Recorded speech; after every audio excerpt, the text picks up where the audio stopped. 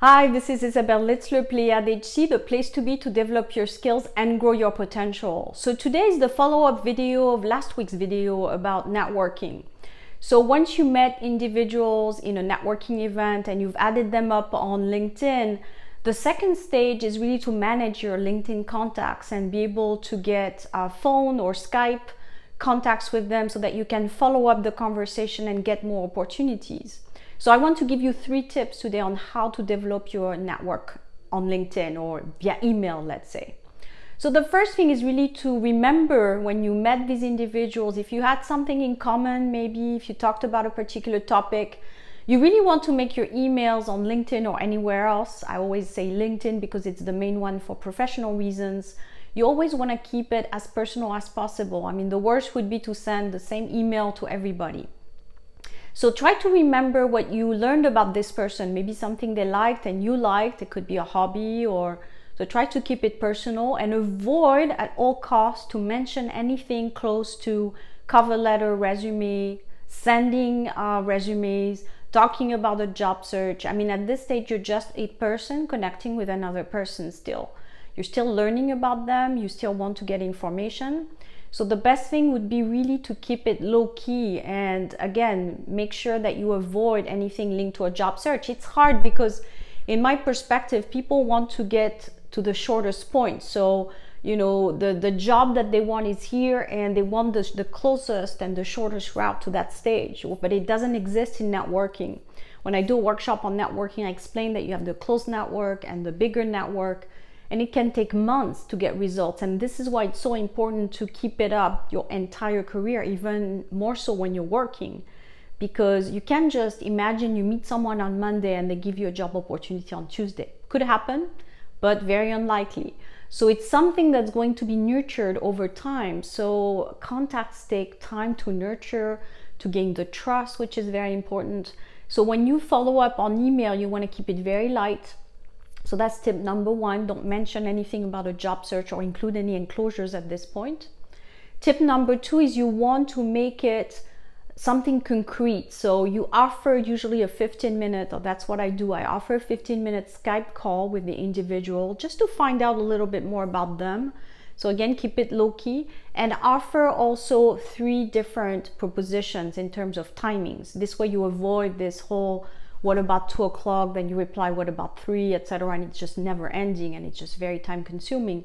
So always offer 3 alternatives. So maybe Monday on this time, Wednesday on this time, Friday on this time, so you avoid this whole circling around. So again, this email should be very short, very concrete and practical. This is also something that I teach in my organization. I'm always for very efficient tools because I work with managers and I understand time is important. So imagine that you have people on the other side that are working, that have deadlines, very busy. So you don't want to, you want to be very, very conscious of their time. So limit it to 15-minute talk in person or via Skype. I usually say via Skype or via telephone because for me, meeting people in person nowadays is premium, what I call. Most people don't have time to meet you in person unless you are someone that they're working a deal with, or maybe their family members or friends. But more generally, for networking reasons, people don't have time anymore for just a coffee unless they're both unemployed. So keep that in mind and always offer something short, like a phone call or Skype call, 15-minute maximum. So you set the timing, people don't feel it's going to take them forever. And then if the call runs over, at least it's their choice. So that's how you manage the whole, you know, what do I offer them? And then the 3rd tip is wait, be patient. Because sometimes people get really, oh my God, you know, I haven't, you know, received an answer. What do I do? Do I send them a follow-up? And I think people are a bit anxious about getting a reply. Sometimes I get replies a month or 2 months later because people were on holidays or out of town. So you never know what's going on in people's lives. So never really be too aggressive. Now, if it's something that you feel you really want to move forward, and maybe after a week, I say if you're on an active job search situation, you may want to send a reminder to say, by the way, I would love to speak with you. I know you're really busy. It's this part of the year, etc. I want to make it short. You know, I just want to ask you a few questions about this industry. No more than 15 minutes. So again, reassert that you are going to keep it short.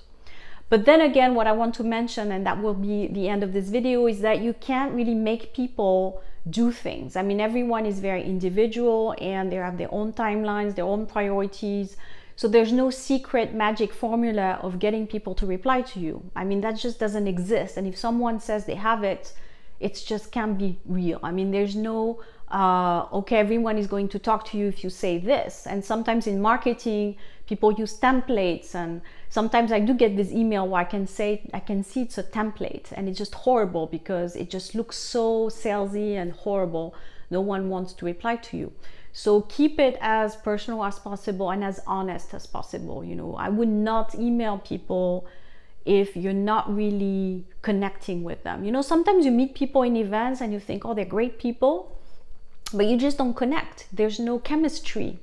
And why do you want to engage conversation with someone that's not going to be a strong networking contact anyway? So again, you know, follow up and try to run the conversations with people that you feel there's a flow with. Otherwise, it's going to be A, a very painful situation for both of you, and B, probably this person won't help you.